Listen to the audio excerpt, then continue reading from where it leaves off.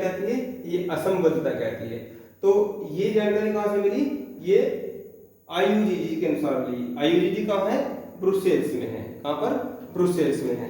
तो आइए एक बार रिवीजन कर लेते हैं, हमने क्या क्या पढ़ लिया है, आज क्या क्या हमने देखा। तो आज हमने देखा क्या?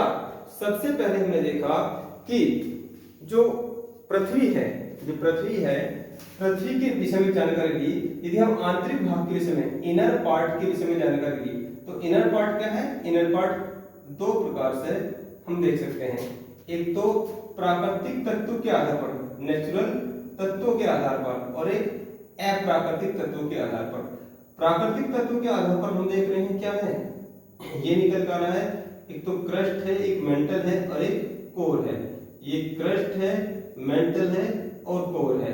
इसी भाग को क्या करें, इसी चीज को हम भूपर्कटिक बोलते हैं, इसी चीज को सियाल भी बोलते हैं। क्या बोलते हैं? सियाल भी बोलते हैं। ये क्या है? मेंटल है, इसको मध्य भाग भी बोलेंगे, ठीक है, और इसको सीमा भी बोलेंगे, ठीक है, और इसको क्या बोलते हैं? इसको नीचे बोलते हैं या कोर बोलते हैं। इसको कोर,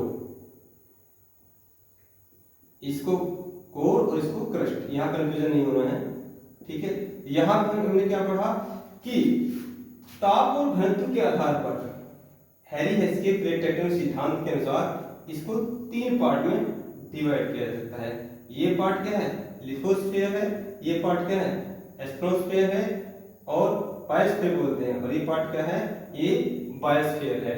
तो इसमें क्या है, जो ये है यहाँ पर ताप और घनत्व क्या होगा? टेम्परेचर कम होगा, टेम्परेचर क्या होगा? कम होगा, और घनत्व भी क्या होगा? कम होगा, ठीक है। यहाँ पर तत्वों के कारण, तत्वों की सघनता के कारण, अब यहाँ पे क्या है? यहाँ सघनता और बढ़ेगी, तो यहाँ पर ताप क्या होगा? यहाँ पर ताप थोड़ा सा बढ़ेगा और डेंसिटी थोड़ा सा बढ़ेगी, और यहाँ पर क्या है? ताप ज्यादा होगा और डेंसिटी भी ज्यादा होगी, ठीक है। अरे जिस प्रकार से सपोज करो आप क्लासरूम में बैठते हैं और क्लासरूम में बच्चों की संख्या सपोज करो 25 है, तो आराम से बैठ जाओगे, और यदि कमरा 25 के लिए है, उसमें सपोज करो 30 या 35 बैठा दी जाए, तो उसमें क्या होगा? उसमें घनत्व बढ़ जाएगा, डेंसिटी बढ़ जाएगी। तो यहीं से हमें कॉन्सेप्ट निकाल के लेकर आए कि जो पृथ्वी है तो उसका ऊपर का पार्ट अलग स्पीड से घूमता है, बीच का पार्ट अलग स्पीड से घूमता है, और निचला पार्ट अलग स्पीड से घूमता है। तो यहाँ पर एक विशेष प्रकार की एनर्जी क्रिएट होती है, और विशेष प्रकार की एनर्जी को क्या बोलते हैं? जियोथर्मल एनर्जी बोलते हैं, ठीक है, जो कि क्या है? एक अक्षय ऊर्जा है। यदि इस ऊर्जा को हम क्रिएट कर लें, इस ऊर्जा को प्राप्त कर लें, तो बिजली की समस्या से निजात पाई जा सकती है, आराम से हम इससे बिजली बना सकते हैं। ऐसा कहाँ है? ऐसा जापान में किया जा रहा है, क्योंकि वहां पर क्या है? वोल्केनो ज्यादा है, और वो अंदर से जो एनर्जी निकलती है उसका यूज बिजली निर्माण में किया जाता है। इसी प्रकार से मेंटल और कोर के बीच में जो एनर्जी रिलीज हो रही है वो क्या है? Electromagnetic energy. क्या है? इलेक्ट्रोमैग्नेटिक एनर्जी है, और ये दोनों ही ऊर्जा जो है अक्षय ऊर्जा का भंडार है, ठीक है।